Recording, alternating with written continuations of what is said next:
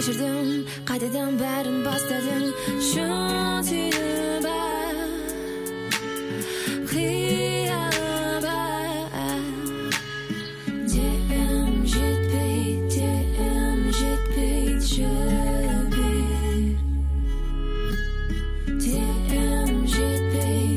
Dem jetpeyt şöpür.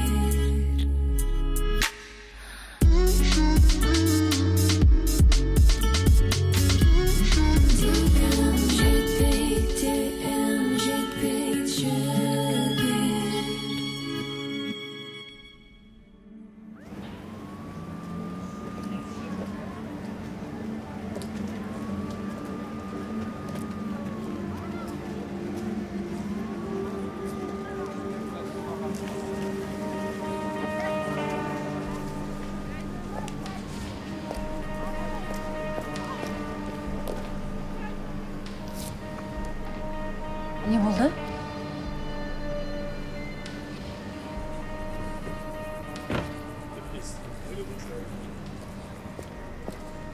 Mына бөгде адамдардың бәрін не істеп жүрмін? Таратсаңдаршы. Жабыңдар жерде. Сіз тергеушісіз бе? Мен әйелдерді зорлық-зомбылықтан қорғау бөлімінің инспекторымын. Маған бәрібір. Бұл сіздер араласатын шаруа емес. Не істеп жүрсіздер мұнда? Біз еріккеннен жүрген жоқпыз. Әйелді ұрып жатыр деген хабар келген соң келіп тұрмыз. Кім хабарласты? Білмеймін. Қай пәтерден? Анықтап жатырмыз. Түсінікті. Қай пәтерден кім хабарласқанын білмейсіз. Солай ма? Рұқсат болса біз жұмысымызды жалғастырсақ. Қарсы емессіз бе? Айтпашы, аты жөніңіз кім еді? Айжан Қамбарова. Әшке, мұнда сәби жатыр, өлі ма тірі ма қараңызшы, білмеймін. Не? Сәби? Жүріңіз сіз.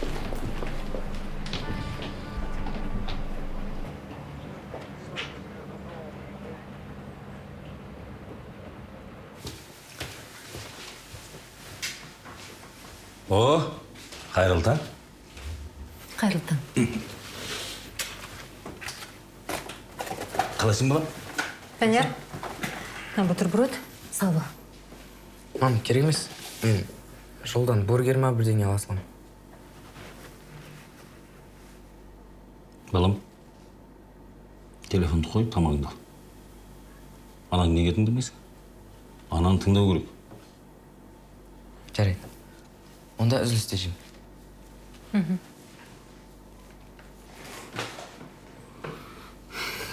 Сенен алмай қалған өзің сияқты жұмыс басты. Қайтем енді. Айтпақшы, апама хабарласа алдың ба? Жоқ, хабарласа алмадым. Қазір тағы көрейін.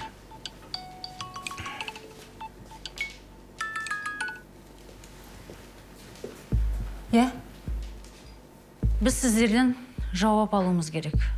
Әйеліңіз түсініксіз жағдайда қайтыс болған. Неге секіріп өлген? Біз қайдан білейік оны? Мүмкін біреулеріңіз итеріп жіберген шығарсыздар. Біз қайдан білеміз? Сіз неменеге келіп алып, мына жерде бізге бәле жауып тұрсыз? Гүлназ босанғаннан кейін өзі ауырып жүрді. Мүмкін терезе ашық тұрып бас айналып құлап кеткен шығар. Сіз Гүлназдың енесісіз ғой, солай ма? Үйленгендеріңе неше уақыт болды? 1,5 жыл. Ахат 2 айлық. Көршілеріңіз үйлеріңізден айқай-шуды естіпті. Я кім-кіммен ұрысты сонда? Көршілер әдейі жала жауып отыр. Мен ауруханада болдым. Ұлым досының үйінде. Күйеуім дүкенге кеткен. Түсінікті. Онда мен балалар бөлмесін тексеріп шығайын. Акт толтыруым керек. Айжан, еш нәрсеге сарапшылар келмейінше тиіспеңдер. Жақсы. Ту, мынаған не бұл? Сәния, Айжанға хабарлашы. Ол әлгі әйел жөнінде еш мәлімет келмеді дейді. Айда Темірқызы, кешіріңізші. Қазір тағы да жіберемін. Интернет істемей тұр. IT маман алсақ жақсы болар еді. Біздің жұмыс қиын ғой. Екінің бір бізге келе бермейді. Алло, Айжан келді ме? Жақсы. Айда Темірқызы, бірдеңе сұрасам бола ма? Сұрай ғой. Сіз біздің жаңа инспекторды бұрыннан бері танисыз, иә? Ол да осындай жағдайды басынан кешірді деп естідім. Айжан өте адал, әділ адам. Мен танитын заң кеңесшілерінің ішіндегі ең мықтысы. Ал оның жеке өмірінде біздің ешқандай да жұмысымыз болмау керек, Сәния. Түсіндім, кешіріңіз.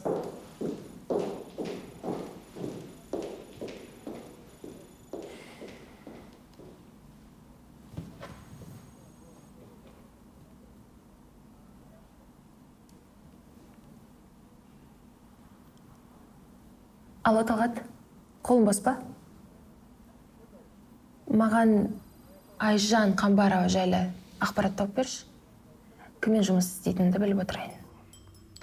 Айжан Қамбарова жан түршігерлік жол апатынан зардап шегіп, сәбиінен айырылған.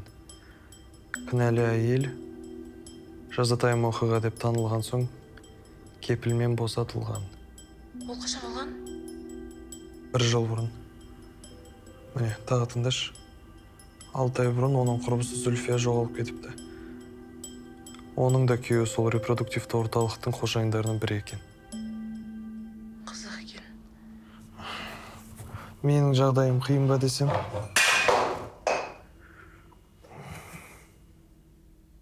Не болды?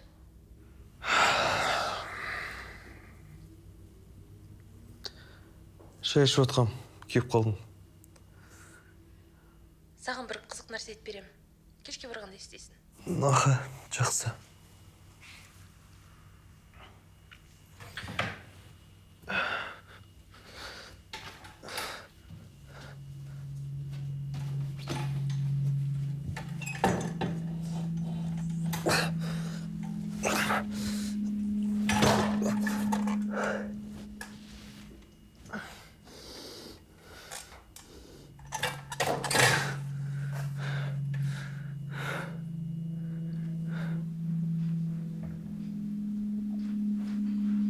Гүлназ неге бұлай жасады екен?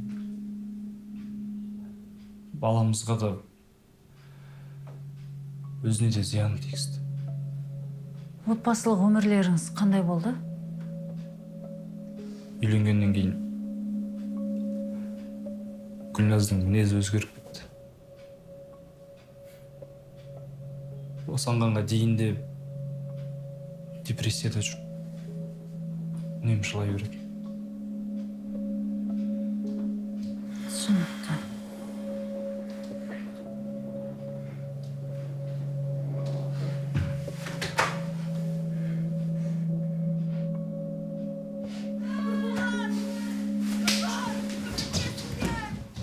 Алло, Данияр? Апаңмен хабарласа алдыңдар ма? Әдетте өшірмеуші еді ғой. Жарайды, Данияр. Тамақ тоңазытқышта, ысытып ішіп алыңдар. Жақсы. Кірсем бола ма? Келе ғой. Жарайды. Мұнда қол қойып жүресіз бе? Марқұмның денесін мәйітханаға алып кетті. Ал сәби жансақтау бөлімінде жатыр. Тергеу кезінде қайнатасы ауырып қалып, оны стационарға жатқыздық. Жүйкесі сыр берген ғой. сұмдық жағдай. Иә. Қазір балалар ауруханасына барып, сәбиге акт жасаймыз. Айжанның орнына мен барып келсем бола ма? Жол жөнекей бір жерге соғайын деп едім. Жұмыс уақытында ма? Иә. Талғатқа дәрі апарып бергім келген. Айтпақшы, оның жағдайы қалай?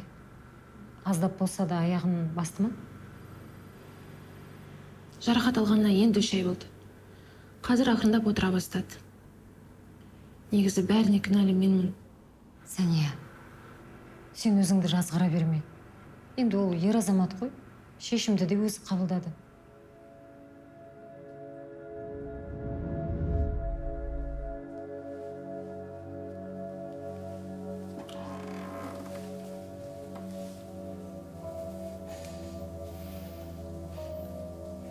Талғат! Талғат!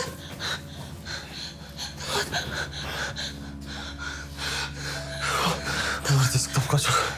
Тесік ана жерде. Тесік ана жерде.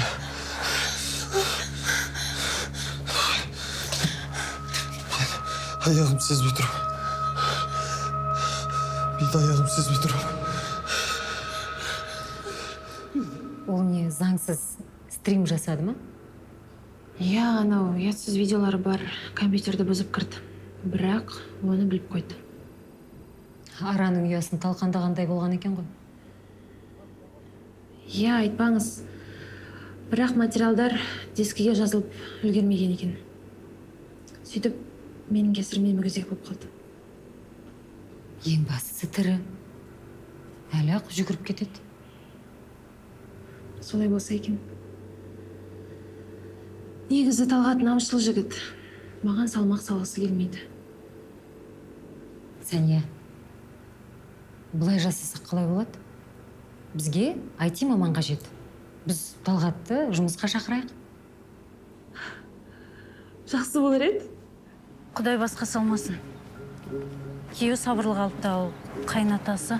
Тергеп үлгермеді, өліп қалмаса болар еді. Бұлай деуге ұялсаңызшы. Жұмысым солай. Сарапшылар пәтерді тексерді, бірақ күмәнді ештеңе таппады. Өлімнің себеп салдарын мәйітті ашқаннан кейін сараптаманың нәтижесіне білетін боламыз. Ал көршілер ештеңе деген жоқ па? Олармен тергеушілер сөйлесіп жатыр. Қалған кейін өзіміз анықтаймыз. Сіздер баян тұтқындауға келдіңіздер ме? Сәлеметсіз ба? Сәлеметсіз бе? Сіз кімсіз? Мен оның көршісімін. Сізбен сөйлесе бола ма? Иә, әрине. Жүріңіз.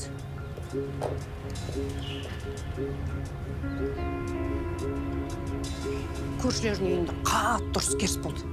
Үйде ешкім болған жоқ деп өтірік айтады. Баян үйінде болған. Сонда Гүлназ енесімен ұрысқан ба? Бұрын сонда осындай ұрыстар болушы ма еді? Гүлназдың аяғы ауырлағаннан кейін енесі оған тыныштық бермеді ғой. Неге? Кім білсін? Баян өтірік айтады. Оның күйеуі өмірі дүкенге өзі бармайтын. Балаларын жұмсап жібереді, немесе келін жібереді. Түсінікті, рахмет. Біз бәрін анықтайтын боламыз, бірақ неге сіз бізге жасырын хабарластыңыз? Енді атымды айтқаным ұят қой. Біз көршілермен әлі араласамыз. Келіндеріне обал болды. Байғұсты ешкім жақсы көрмейтін. Бәрі жек көретін. Түнімен жылап шығатын. Мен ona ұйқым келмеген кезде қабырғаның ар жағынан оның жылаған дауысын еститінмін. Түсінікті. Сау болыңыз. Мен түсінбедім, әшке. Сонда Исаметова өзі құлап өргісі келген ба? Солай сияқты. Алдын ала сараптаманы анықтағаны, оны ешкім әдейілеп итеріп құлатпаған. Өз олығы. Сенде не бар? Менде түк жоқ. Сол куәгерім жалғыз алжыған кемпір. Алжыған ресми дәлелденген. Түсінбедім. Енді жындыханадан анықтама қағаз бар. Смайлова деген әйел. Түсінікті. Көршілерін жек көреді екен. Ұрысқандарын да естідім деген сол. Бірақ бұл ақпаратты ешкім растамады. Жындылардың байқампаз болатын әдет емес пе? Білем, жұрттың бәрін мазасын алып қойған. Біресе өрт сөндірушілерге, біресе жедел жәрдемге себепсіз де себепсіз хабарласады дейді. бір сөң айтқанда алжыған кемпір деші. Алжыған кемпір, иә. Мынауымызды қамбарға естіп қойып жүрмесін. Басымыз бәлеге қалады. Айтпақшы байқадың ба? Ол кісі кәдімгідей алғашқы жұмыс күніне үлкен ыждағаттылықпен кірісіп жатыр. Не істейміз енді? Не істейміз? Жұмыс істейміз. Жалғыз, сен сәби мен атасы қайып ауруханаға жатқанын біл. Сосын көреміз. Қыпат.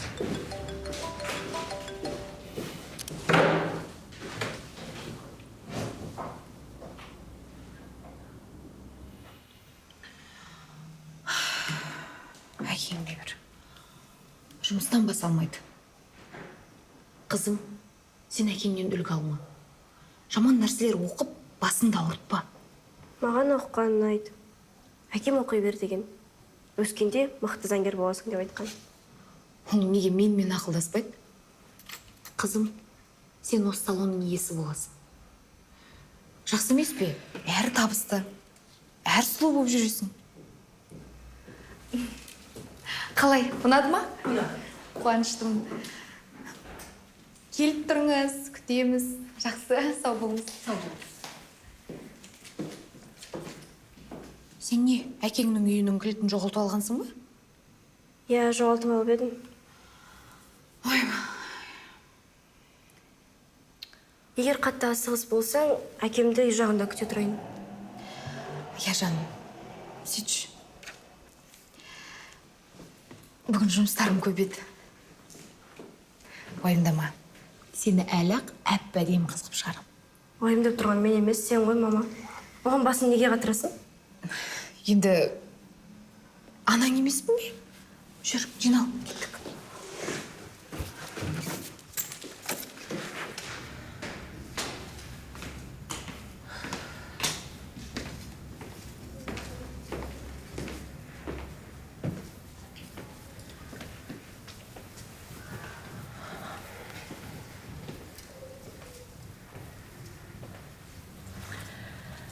Кешіріңіз, сіз Бөпенің әкесі серіксіз бе?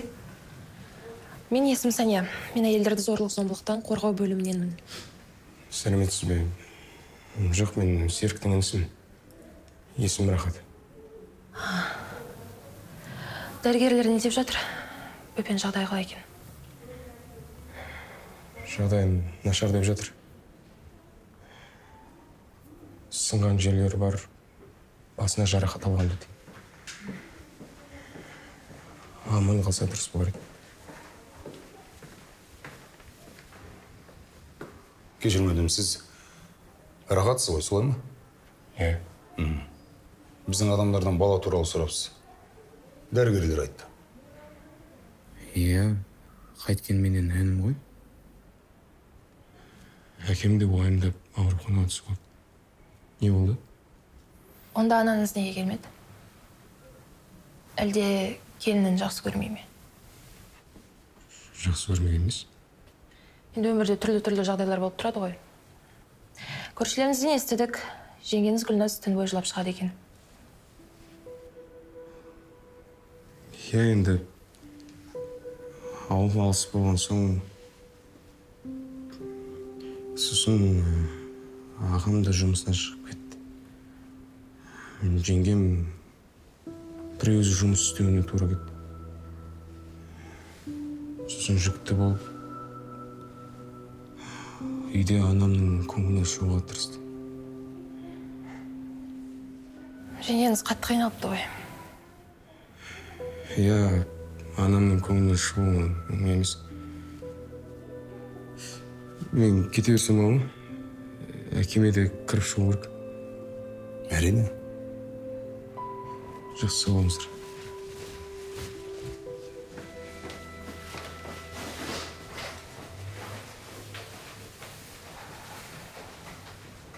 Ана Бөпеге туысқандардың ішінен жаны ашитын осы жігіт қана екен.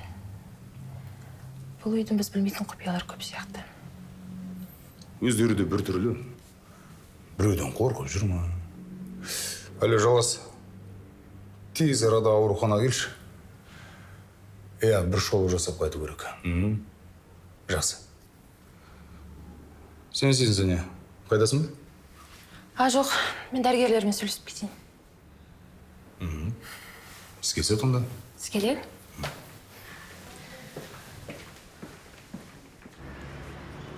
Ғайза, сәлеметсіз бе? Қалайсыз? Жақсы. Ой, Айсұлтан.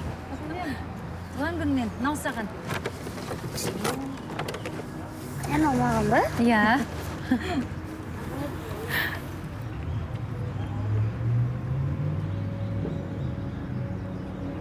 Ғазиза, Зүлфия жоғалып кеткелі бері Айсұлтан жағдайы қалай? Осылай. Күндіз ойнап, күліп жүгіріп жүреді. Алтынге анасын іздейді. Досым не істеп жүр? Әйел жоғалып кетті. Енді осылай қол қусырып қарап отыра бере ме? Ол Зүлфияға қатты ренжіп жүр. Баланың көзінше оның атын айтпаған. Неменеге ренжиді? Әйел жоғалып кетті. Тергеу дұрыс жүріп жатқан жоқ. Зүлфия опасыз мен тастап кетті дейді. Мұнда басқа енді сіз бұл сөзге сенбейтін шығарсыз. Зүлфияға бірдеңе болды. Мен оны сезіп жүрмін. Қазір. Алло? Иә, досым. Біз мектептің қасындамыз. Қазір барамыз. Жақсы. Айс, кеттік. Айжан, сен ренжіме, біздің кетуіміз керек. Иә, ештеңе етпейді. Менің де кетуім керек. Бүгін бірінші күн жұмысқа барам. Өзің қалағандай полицияға орналастың, ә? Иә. Жақсы онда. Жақсы. Сау болыңыз. Сау болайсыз. Сәттілік.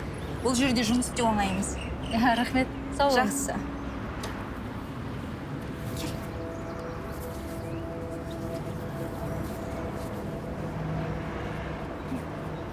Әкеңе Айжан апаймен кездескенімізді айтпаймыз. Келістік пе? Кеттік.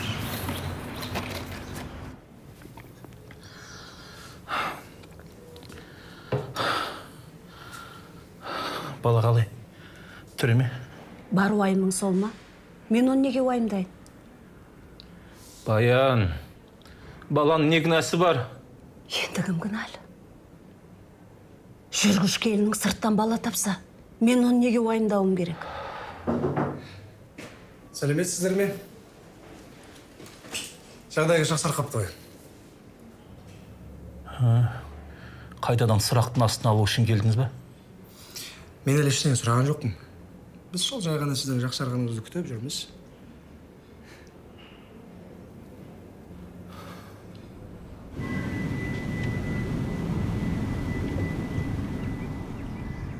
Киімдерің салынған сөмкені ұмытпа. Мам, папамның үйінде тағы бірнеше күн қала тұрсам бола ма? Бұл жер мектебіне алыс. Сосын егер әкеңнің өзі алып барып алып келем десе, онда жарайды. Айтпақшы, мен туралы бірдеңе сұрап жүрсе, артық ештеңе айтып қойып жүрме. Уайымдама қой, әкем сені есіне де алмайды. Қаншама жыл бірге тұрдық, бір жыл сөз айтпады.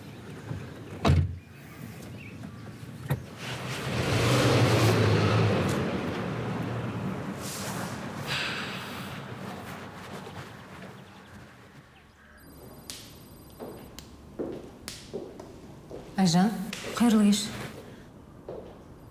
жұмысқа кірісіп кетіпсің ғой. Иә, Біздің бөлімге қош келдің. рахмет. Жұмысымды қорқынышты оқиғадан бастадым. Иә. Жаңа ауруханадан Сәния хабарласты. Иә, не дейді? Бала әлі есін жимапты. Аман есен болса екен өзі. Иә. Қызық. Әжесі немересінен гөрі күйеуін қатты уайымдайды. Бұл маған қызық көрінді. Сосын ауруханаға сәбиге рахаттан басқа ешкім бармаған ғой. Сонда енесі келіні жақтырмаған ба? Солай сияқты. бәрі оны жасырып отыр.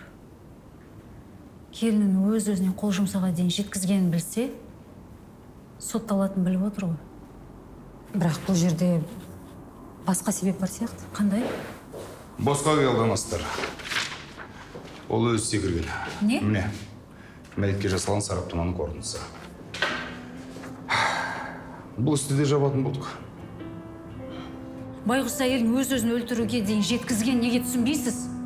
Сіздің бұған дәлеліңіз бар ма? Бар ма дәлеліңіз? Жоқ. Адам әбден шаршаған, алғанда терезеден секіріп кеткен. Мен де жұмыстан қатты шаршаймын ғой, бірақ терезеден секірмеймін. Айжан, сабыр. Асхат, сізге көп рахмет. Сізге де. Бұл іс бойынша жұмыс аяқталды. Себебі бұл отбасыда зорлық көрсету фактісі расталған жоқ. Сәби дәрігерлердің қарауында, ал суицид бойынша полицейлер айналысып жатыр.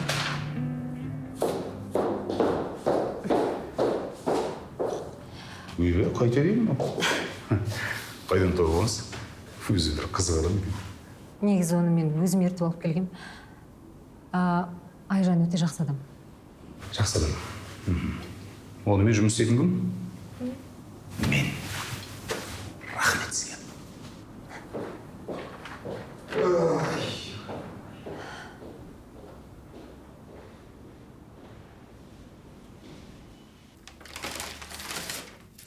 Сонымен, Айдан ұсынысы қалай? Онша емес. Өзің ойлашы, әйелдер бөлімі қайда, мен қайда. Қайта жақсы емес пе? Жақсы адамдармен бір ұжымда жұмыс істейсің. Әрі пайдалы іспен айналысасың. Мен осы күнге дейін де жұмыссыз жүрген жоқпын ғой. Маған өйтіп жаның ашмай қойсын. Табылады бір жұмыс.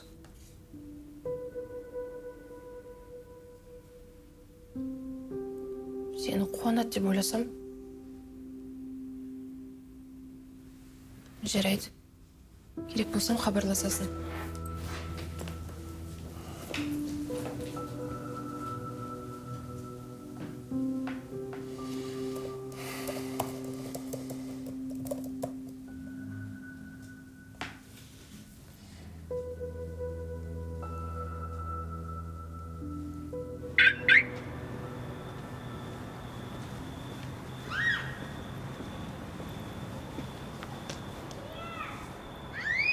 Тағы сіз бе?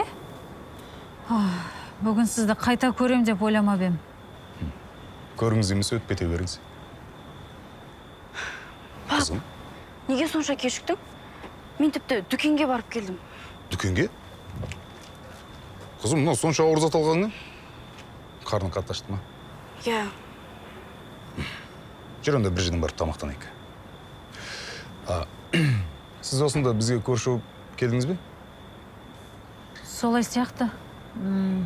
Осы жерге көшіп келгеніме 2 апта болды. Қызық. Данара таныс қой, менің әріптесім. Айжан Қамбарова. Өте қуаныштымын. Данара. Мен де. Әкеммен бірге жұмыс істесеңіз, заңгер шығарсыз? Иә. Болды, қызым, көп сұрақ қойма, кеттік жүр.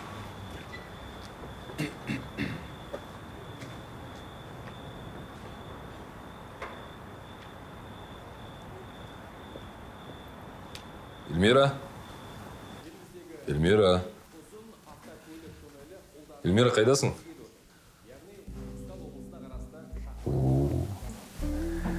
Бүгін құлпырып кетіпсің. Бүгін екеуміз менің жеңісін тойлаймыз. Маған ақыр несие берді. Сол ақшаға салонның жартысын сатып алдым. Солай де. Менімен ақылдаспай бәрін өзім шештім де.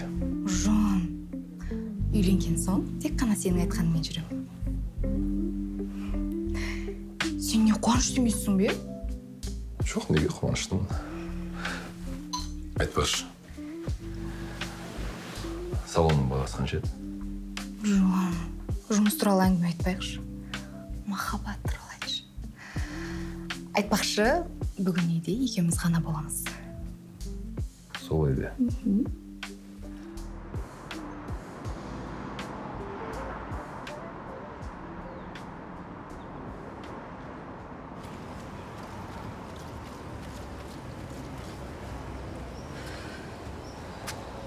Алло, Саня, айта бер.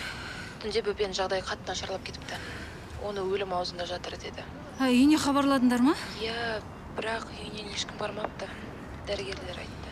Онда мен ауруханаға барып балаға қандай көмек керек екен білейін. Сен маған Біржановтар жайында ақпарат тауып берші. Жақсы ма? Аға, сау бол.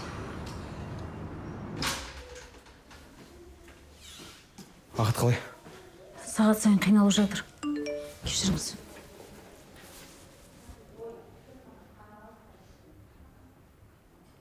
Гүлназ екеуіңіз бұрыннан бері таныс екенсіздер ғой.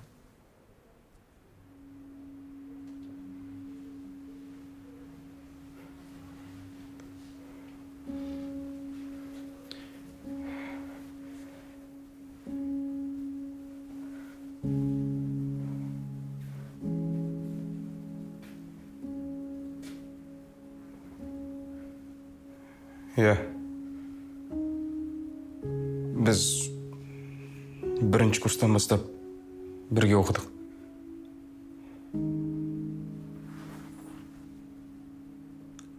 Ал сосын олар ағам екеуі танысып бір-біріне ғашық болып қалды. Ал ата-аналарыңыз қалай қарады оған?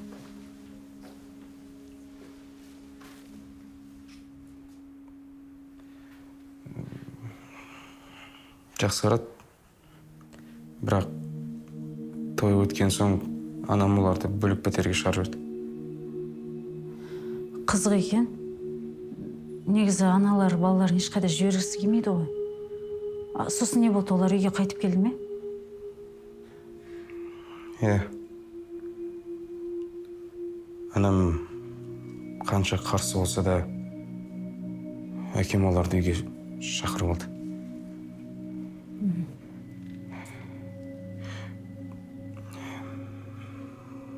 Анам жұмыста, ал жеңгем тамақ істеп үйге қарап күнде үйде отыратын. Ағаңыз Гүлназды аяғы ауыр кезінде мінезі өзгеріп кетті деген. Сол рас па? Рас. Мінез тұйықталып кетті. Ешкіммен сөйлеспей қойды. Анам оған зорға шыдады, ал әкем оны қолдап қорғап жүрді.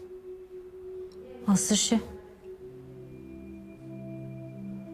Мен жеңгем болған соң сыйладым. Олар үйге көшіп келді, ал мен бөлек жатақханаға шығып кеттім. Одан кейін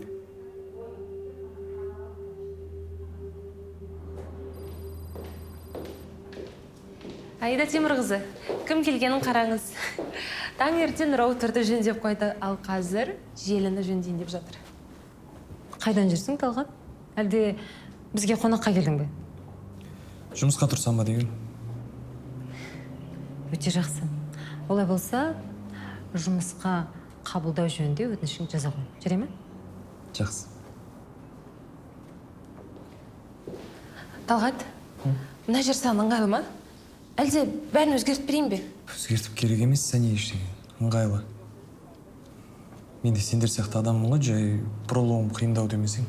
Сәния, алқымынан алмасаңшы. Ауруханадан Айжан хабарласты ма? Не біліпті? Иә. Исаметова бұрын да өзіне қол жұмсамақшы болған екен. Оны рахат құтқарып қалыпты. Жүкті болған соң, оны қатаң бақылауда ұстаған көрінеді. Байғұс әйелді жүйелі түрде өлімге итермелеген екен ғой. Мен бұл істі дұрыстап тексеруді өтінемін. Мен бағана басқарманың жүйесіне кіргем. Жай вирустардан тазартайын деп. Асхат Ержанов деген біреу. Осы Исаметованың ісі бойынша сіздердің бөлімдеріңіздің ішінен тергеу тобын құрсақ деп ұсыныпты. Сіздердің емес, біздің бөлімнен де. Рахмет. Олай болса, Айжанның келуін күтейік. Ол келген соң жиналысымызды бастаймыз. Жарайды.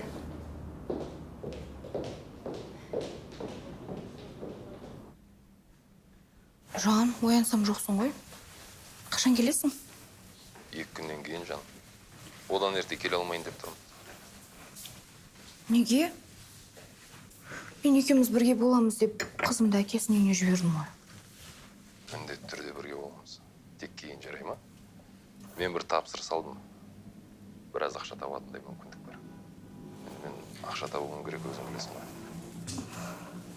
Білем. Сәкен, ақшаны алдым деп неге айтпадың? Алло.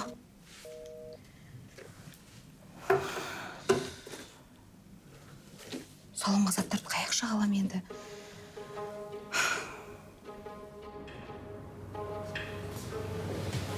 Гүлназ бен Рахат ағасына, ата-анасына білдірмей, жасырын кездесіп жүрулері мүмкін ғой. Сәбидің әкесі Рахат деп ойлайсыздар ма? Оны серік біліп ашуланған шығар. Не істейміз? Қалай анықтаймыз? ДНК сараптамасын жасаймыз ба? Жоқ, туыстарының рұқсатынсыз сәбиге ДНК сараптамасын жасатуға болмайды. Мен Рахатпен сөйлесіп көрейін. Жоқ, біз өзіміз еркекше сөйлесеміз. Ол бәрін мойындай салады деп ойлайсыз ба? Айтпақшы, Рахаттың қайда екенін қарап көрші. Және марқұм келіншектің гаджеттері қалған. Енді ол IT маман емес, хакер емес. Нені қайда жасыру керек екенін білмейтін шығар.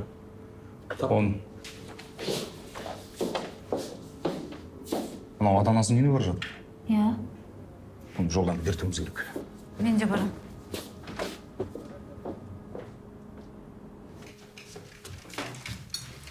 Қарашы, менде қандай күшті робот бар.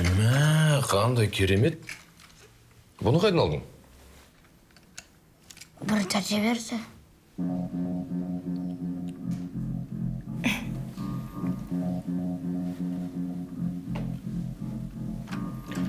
Балам, сен өтірік айтудың жаман әдет екенін білесің. Мұны саған қай тәте берді? Айжан тәте берді. Ал, тез. Жиналдық, қазір мектепке кешеміз.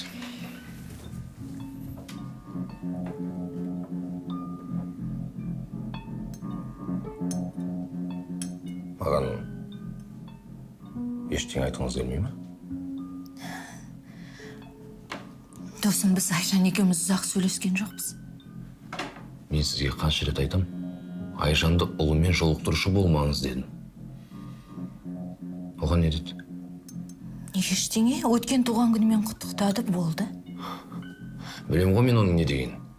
Сол баяғы Зүлфияны мақтап мені жамандаған шығар, е? Жоқ, онда ештеңе айтылған жоқ. Дереу қалай жүріп жатыр деді, соны сұрады. Досым, ол Зүлфияның құрбысы ғой. Былай болсын. Тағы да Айжанмен араласып жүргеніңізді біліп қойсам, үйіңізге қайтарып жіберем. Сосын баланы ешқашан көрмейтін боласыз. Менің айтар соңғы сөзім, келістік па? Келістік.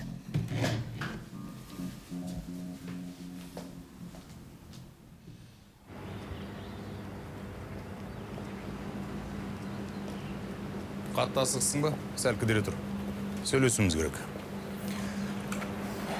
Үй іштеріңмен не жасырып жүрсіңдер, соны айтшы.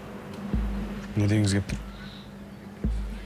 Гүлназ қатты депрессияға түскен. Ондай күйге адам жайдан жай түспейді. Үйлеріңізде біз білмейтін қандай жағдай болды? Гүлназды өлімге итермелеген кім? Ол осы уақытқа дейін өз-өзіне 2 рет қол жұмсамақ болған. Рахат, бірдеңе білетінді көзіңмен көріп тұрма. Біз ел қатарлы өмір сүрген отбасымыз. Үндемеген сайын қаралап қояр емессіңдер ғой? Аржындыш біздің. Ана жақта баспалдақтың қасында сиыр өліп жатыр. Тезірек көмектесіңдер.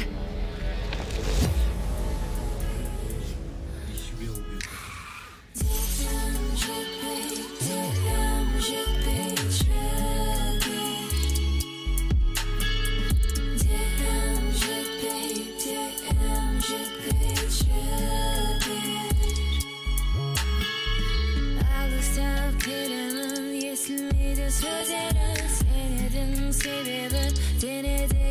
сердым. Сен жаныммен бөлек әлем. Сен жаныммен бөлек әлем. Сенімен мен бола алмаймын, түнімен мүлде ойламаймын. Кешірдім, қайтадан бәрін бастадым. Шын сүйіп қиялға. Дем жетпейді жібер.